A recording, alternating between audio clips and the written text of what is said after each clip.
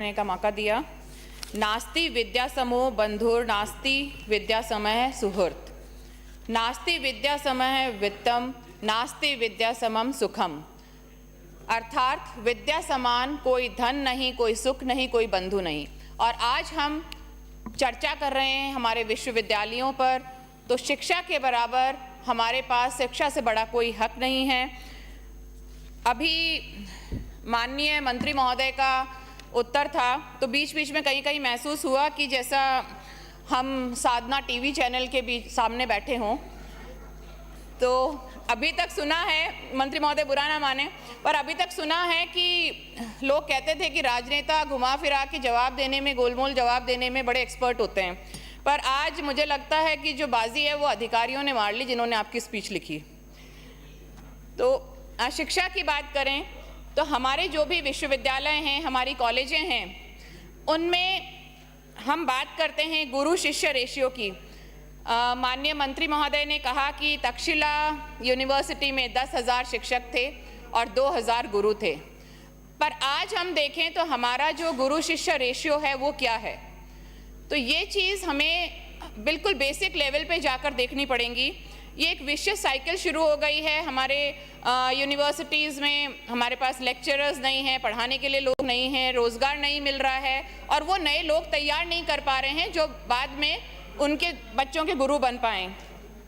नई कॉलेजें हम बना रहे हैं, यूनिवर्सिटीज़ बना रहे हैं, बनानी चाहिए, पर जो पुरानी हमारी धरोहर हैं उन्हें भी हम संभाल कर रखें। मैं बात अगर बिल्कुल मेरे चोमू की ही करती हूँ तो 60 साल से पुरानी हमारे पास कॉलेज है। बहुत सारे नए सब्जेक्ट्स आ रहे हैं जिनमें पोस्ट ग्रेजुएशन शुरू हो रही हैं, नई शिक्षा प्रणाली की बात हम करते हैं।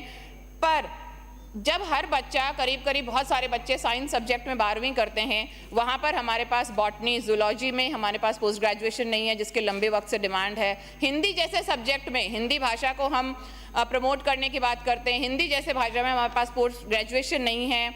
उस कॉलेज ने बड़े बड़े प्रशासनिक अधिकारी, बड़े बड़े राजनेता इस प्रदेश को दिए हैं। चोमू गर्ल्स कॉलेज की अगर हम बात करें तो गुरुओं का महत्व की बात करते हैं, पर पूरे जो कॉलेज को शिकंजे में ले रखा है वहाँ के क्लरिकल स्टाफ ने। ऐसे माहौल में गुरु किस तरह से काम करेंगे? विकास समिति के सदस्यों के नाम दिए जाते हैं पर क्लरिकल स्टाफ उसमें भी अपनी राजनीति लगाते हैं। तो इस बिंदु को आप ज़रूर संज्ञान में लें। एग्रीकल्चर बेस्ड हमारा एरिया है, वहाँ कोई एग्रीकल्चर कॉलेज नहीं है आसपास। चोमू एक बड़ी तहसील है और तहसील लेवल पर, बड़े ज़िलों के लेवल पे कॉलेजें, यूनिवर्सिटीज़ आनी चाहिए जहाँ बच्चे बच्चियों को उच्च शिक्षा हम सुलभ करा पाएँ। बीएड कॉलेज की भी बड़ी एक बहुत ही मार्मिक कहानी आजकल हो गई है। कितनी बीएड कॉलेजेस हमारी सरकारी यहाँ पर संचालित हैं। चोमू और शाहपुरा सहित 7 बंद हुए सरकारी बीएड कॉलेजेस को पुनः संचालित करने के लिए, शुरू करने के लिए विचार करना चाहिए। और मेरे से पूर्व भी एक सदस्य ने कहा कि बीएड कॉलेजेस में छात्र छात्राओं का जो अभी शोषण हो रहा है, उनके परिवारों का शोषण हो रहा है, वो बहुत विचारणीय है। उन्हें एग्जाम में नहीं बैठने दिया जाता है, फीस पहले कितनी बताई जाती है, कितनी जमा कराने के लिए कहा जाता है। तो इस पे सरकार को संज्ञान लेना चाहिए।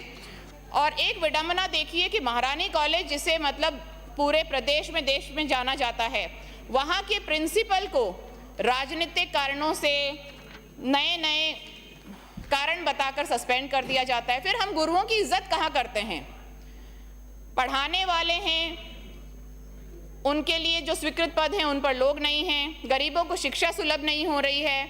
जो लोग अफोर्ड कर सकते हैं वो क्वालिटी हायर एजुकेशन के लिए राजस्थान से बाहर या फिर भारत से बाहर चले जाते हैं। छात्र संघ चुनाव, जो नेता बनाने की फैक्ट्री थी, राइजिंग राजस्थान में तो बहुत सारी फैक्ट्रियां स्थापित करने की बात करते हैं, पर नेताओं को बनाने की जो फैक्ट्री है वो हमने बंद कर रखी है।